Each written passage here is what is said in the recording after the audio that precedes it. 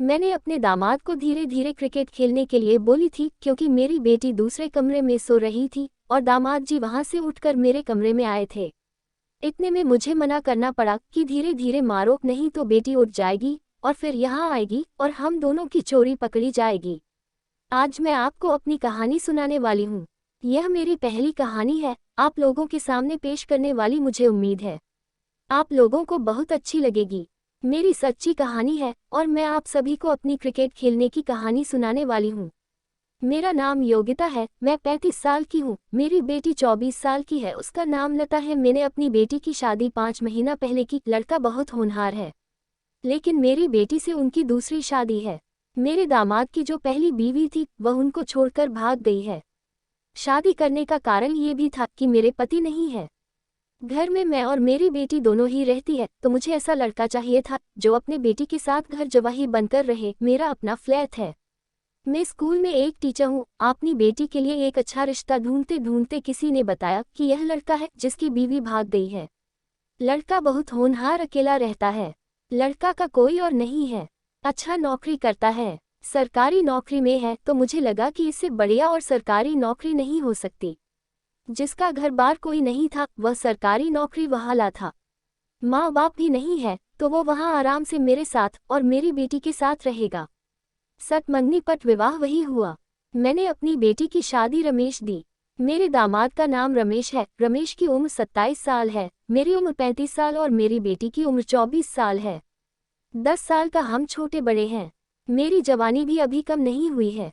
सुंदर औरत, सच पूछिए तो मेरी गुफा किसी से कम नहीं है। पति को मरे हुए काफी साल हो गए, इस वजह से मेरी गुफा और मेरी खरबूजा दोनों टाइट है। शादी होने के बाद मेरी बेटी रमेश के साथ काफी खुश रहने लगी।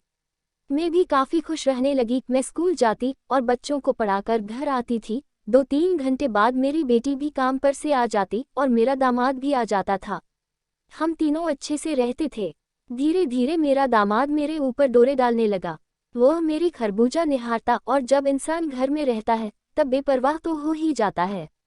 मेरे साथ भी ऐसा ही हुआ। जब मैं कभी अपने दामाद के सामने झुक जाती थी, वह ऊपर से खरबूजों को देखने लगता था।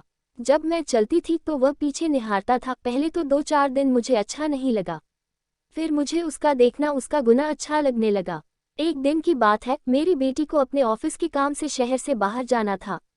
उस दिन मैं और मेरा दामाद ही घर पर थे। मेरी बेटी 2 दिन के लिए गई हुई थी। शाम को मेरा दामाद खुद ने खाना बनाया और फिर विस्की की बोतल लाया। मैं पहले से ही पीती थी, दामाद ने मुझे पिला दिया और मैं बहक गई। हम दोनों ही एक दूसरे के करीब आ गए। दामाद ने मेरे खोले मेरा पिया और फिर मुझे बेडरूम में ले जाकर नागराज को डाल दिया था। दामाद उसके बाद नागराज गुफा पर लगाकर जोर से घुसाया और दरवाजा का अंदर का घुस गया।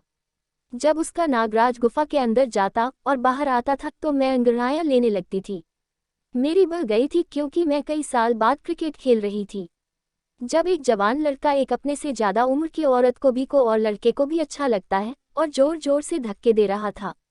फिर वह नीचे लेट गया, मैं ऊपर चढ़ गई। बहुत मजा आ रहा था।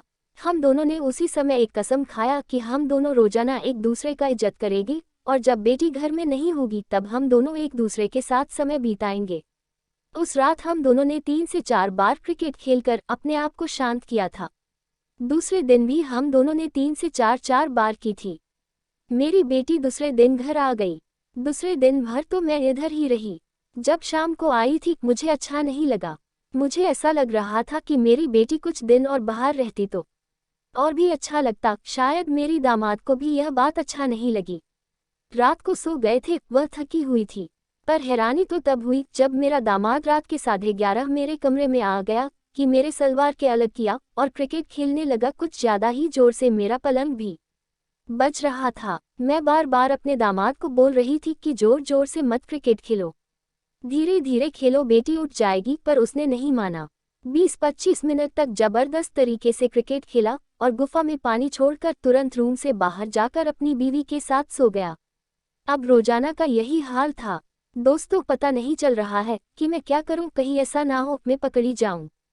शादी मैंने अपनी बेटी के लिए की है, ना कि खुद के लिए की है। दोस्तों, वीडियो अच्छी लगी हो तो एक लाइक जरूर करें।